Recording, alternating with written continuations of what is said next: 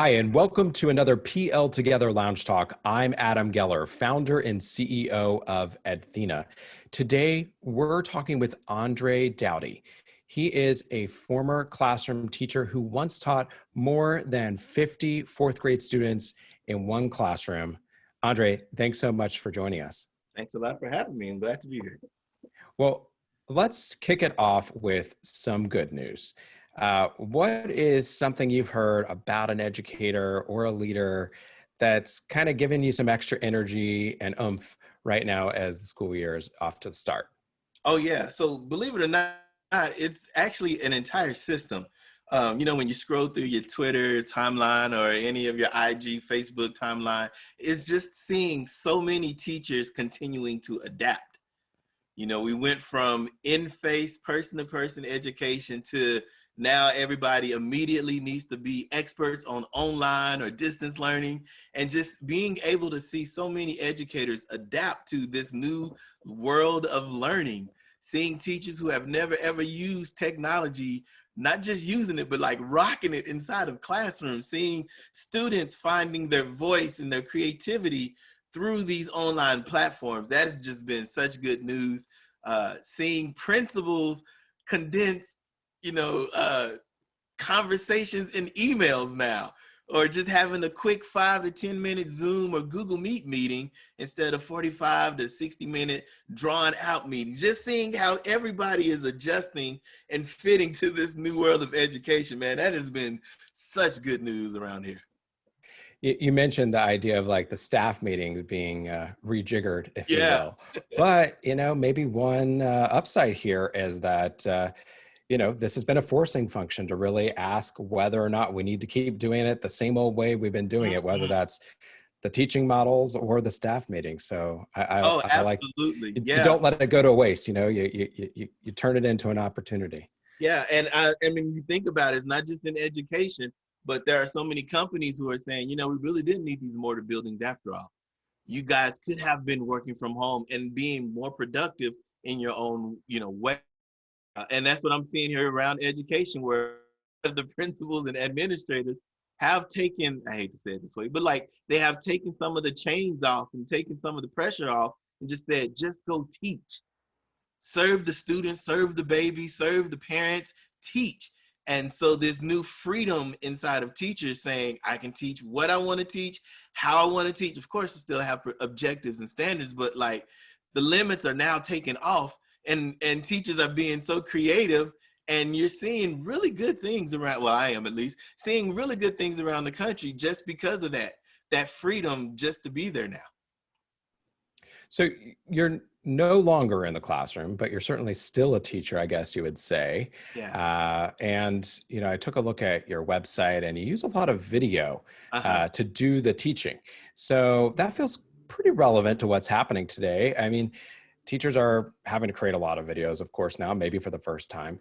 Yeah. You've been creating videos since before COVID. So why do you think video is a good tool for teaching? Why is it valuable?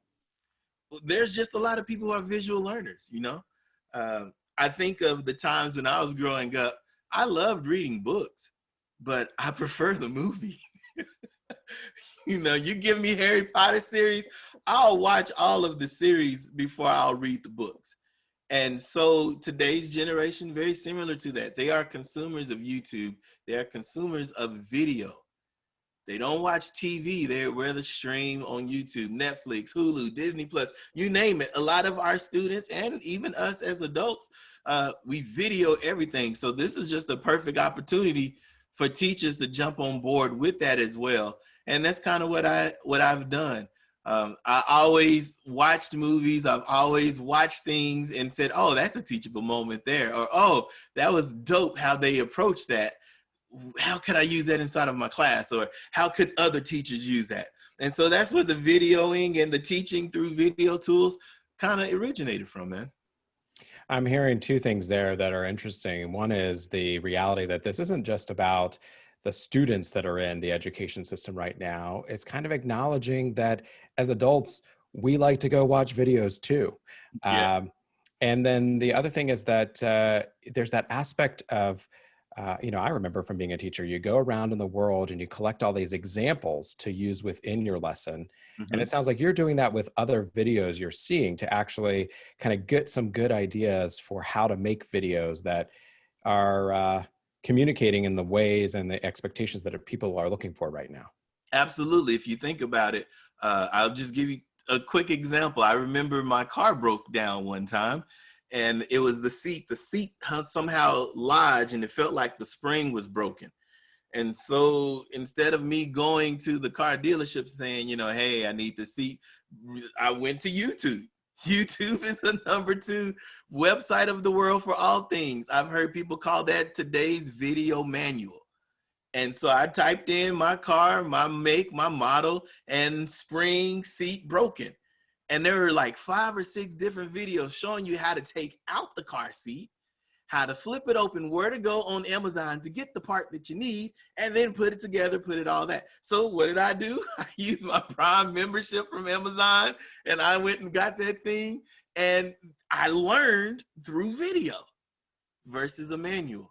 And there are countless stories of students doing the same thing, whether it be their Xbox controller breaking and they're going online to find it, or whether it be people remodeling homes. Like today, videoing is such a valuable tool, and so teachers are jumping on that.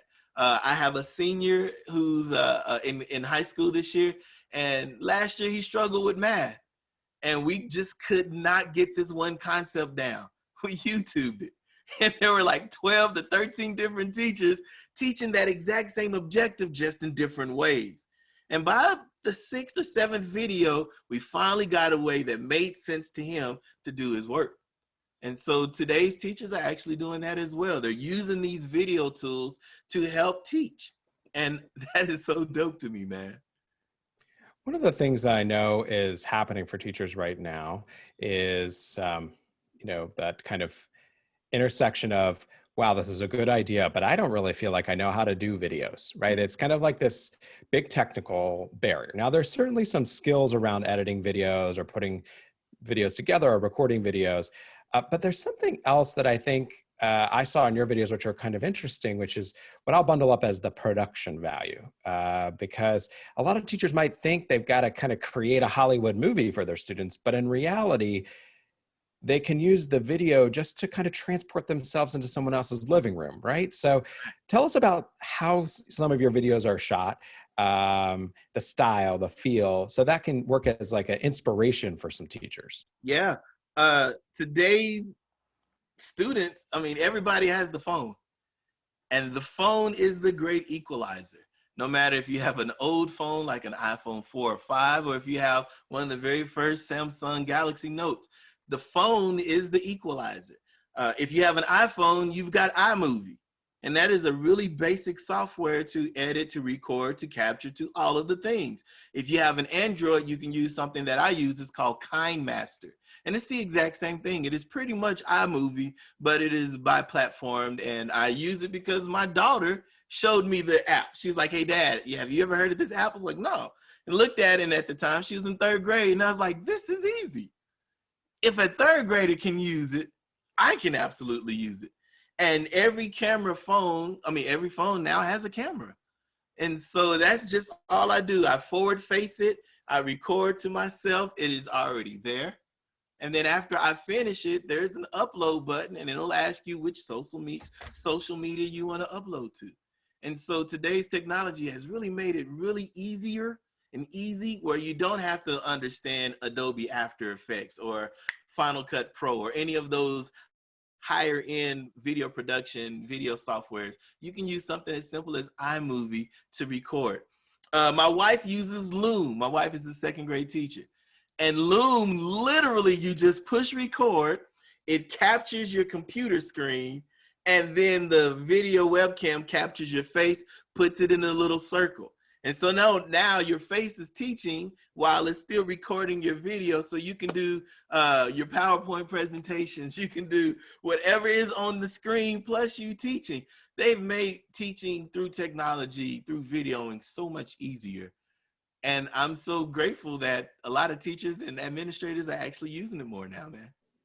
And I'll even describe one of those videos I saw on your website, which was Uh-huh. you walking around the track with the Ooh, camera in your hand, right? yeah, So yeah. I mentioned that just so folks, well, first to pique their interest, I'm going to give we're going to give the website just a second here, but also really that it's a concrete example. Look, like that video was you as an educator teaching your audience. It didn't have to be some formal or over edited or over complicated situation. So I think, um, teachers should just really feel freed up to, you know, let their personality ring through or teach when the moment is right using video, because it means that, obviously they don't have to be there in person, Mhm. but they can be more flexible in the way they're communicating their messages.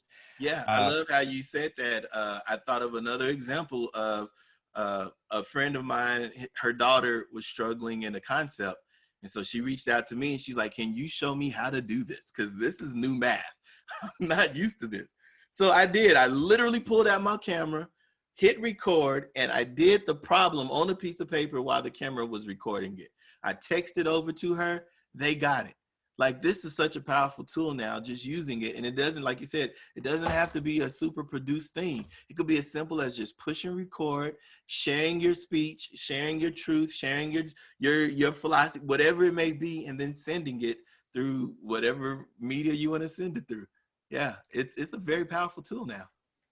Well, if you're interested to see some of the videos that Andre has created, because as you can tell here, I think that they are good examples of not needing to feel like you need Hollywood production. You can just communicate your message and get the information across that you need. So if you're interested in seeing some of those videos, head to his website. It's andredaughty.org. So we should probably spell that for folks. It's AndreDaughty.org.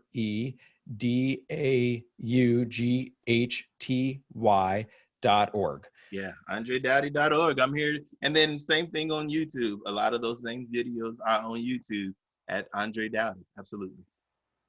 All right. Well, Andre, thanks so much for joining us for PL Together. We'll be back in just a minute to continue the conversation. If you're watching this or listening to this and wondering where to hear the rest of this conversation, head to pltogether.org.